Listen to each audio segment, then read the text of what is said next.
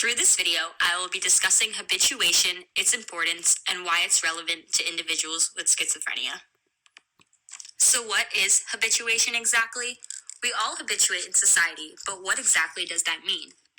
What is habituation? In simple terms, habituation can be observed as the simplest form of learning. It is the memory of repeated exposure when there is a decrease in the intensity of a reflex response due to a repeated stimuli. What's unique about habituation is that it is stimulus specific, which means that other stimuli will not be affected.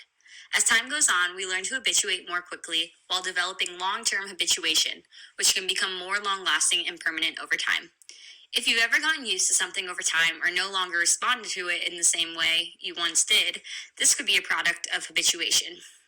This graph represents a latent curve representation in order to explain how habituation works. This is an example of habituation when looking at startle habituation. As you can see, the sharp increase on the onset represents sensitization, or this enhancement of an initial response on the onset.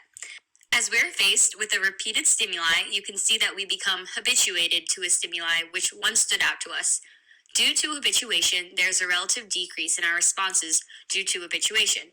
Startle habituation in this graph shows to follow a quadratic pattern of decline, and we tend to startle less following a specific stimulus. To give you a real-life situation, let's consider this. I go to Bucknell University, so I will give an example of habituation in terms of my own personal experience. So, you're a freshman and you just moved into a Bucknell dorm for the first time. It's going great, although at first, the early construction of the new building outside and sounds of cranes, hammers are super annoying, and you tend to wake up every morning because of them. As this continues every morning, you start not recognizing or reacting to the stimulus of the loud noises outside as much as you did on the first day. As time goes on, habituation to the construction sounds outside no longer induce as large of a response. This reduced response leads to a decrease in waking up to the sounds outside, and you're able to sleep better. This is an example of habituation because your memory of this repeated exposure increases and there is a decrease in response to the construction outside. Let's look at a different example. Let's say Bucknell Dining serves a pasta dish every day, the same spaghetti with butter. One day, Bucknell Dining starts to put cilantro into what was once a cilantro-free pasta. Sensitization occurs when you have an initial increase in response to the first or few exposures to cilantro in the pasta, especially if you don't like cilantro, like myself. You may hate it at first. As the days go on, there will be less sensitization and more rapid habituation to the cilantro. This means that the more you get it, the more you will not react as strongly to the cilantro in the pasta and will kind of get used to it or not notice it as much. But now let's say Bucknell Dining stops serving pasta for a few days. One day, they now start serving spaghetti with butter and cilantro. Something called spontaneous recovery may occur when there is a reemergence of a previous response after there was a break in time. You start to sensitize again and not really enjoy the cilantro pasta, which kind of mirrors when Bucknell Dining first started serving it. The next question we may ask ourselves is, why is this important? How, and if so, does habituation matter for normal human functioning? One main reason is that it's important to understand the basic building blocks in helping to explain how our nervous system works.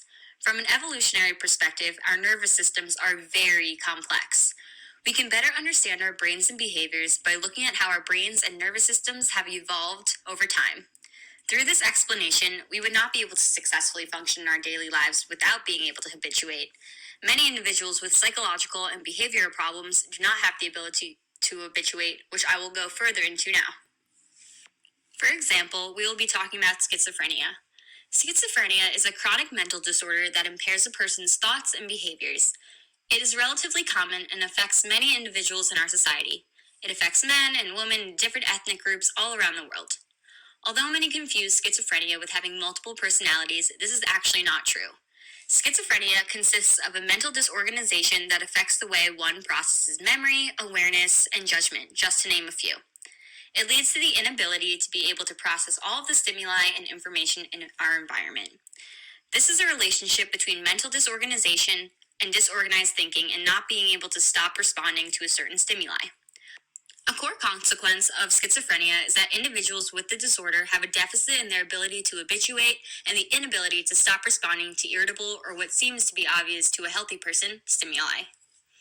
In order to successfully habituate, we must be able to organize our memories, responses, and focus. We must be able to respond to repeated stimuli in our environment as well. In the case of individuals with schizophrenia, they may not be able to do this. Some effects and symptoms of schizophrenia are listed below. These include not being able to focus or fully pay attention, lack of executive functioning, which is understanding and use of information in decision making, a decreased pleasure in everyday life, impairment of daily functioning and simple activities, increased agitation, and a loss of self. Habituation is significantly important in processing information and focusing our attention based off of environmental cues. Schizophrenia has been linked to impairment of sensory information processing and selective attention. In a study by Geyer and Brath, they looked at impairment of habituation in individuals with schizophrenia. They measured the responses of startling stimuli and the blink reflex of startle responses. There were 25 normals, 20 psychiatric controls, and 22 schizophrenia patients over a series of 5 trials. A tone at random intervals would be played through earphones, and individuals were told to look at an X while not moving and staying alert. Participants' blink responses were then measured. It was later discussed that schizophrenic patients habituated less to defense responses. Schizophrenic patients process incoming sensory information differently than the controls did. All groups responded similarly in the first few trials, but schizophrenic patients showed less amplitude habituation as the trials continued. In another study by Williams, he analyzed habituation through the brain regions of schizophrenic patients while using face and object stimuli. He measured the relationship between the hippocampus, or visual region habituation, and memory performance. Using an fMRI scan, individuals in the experiment looked at repeated neutral stimuli of faces and objects. Williams analyzed habituation of visual cues following repeated stimuli. Individuals viewed 8 2-minute intervals of images, then completed a post-memory scan test. This looked at schizophrenic patients' memory for faces, words, and word pairs. Individuals with schizophrenia showed a reduced inability to habituate in the hippocampus and visual cortex and could not discriminate between old and new images. Looking at the hippocampus and memory, there was reduced habituation in schizophrenic patients, which could contribute to problems within a patient's memory. Williams observed reduced habituation and increased discrimination for item familiarity and item novelty within schizophrenic individuals.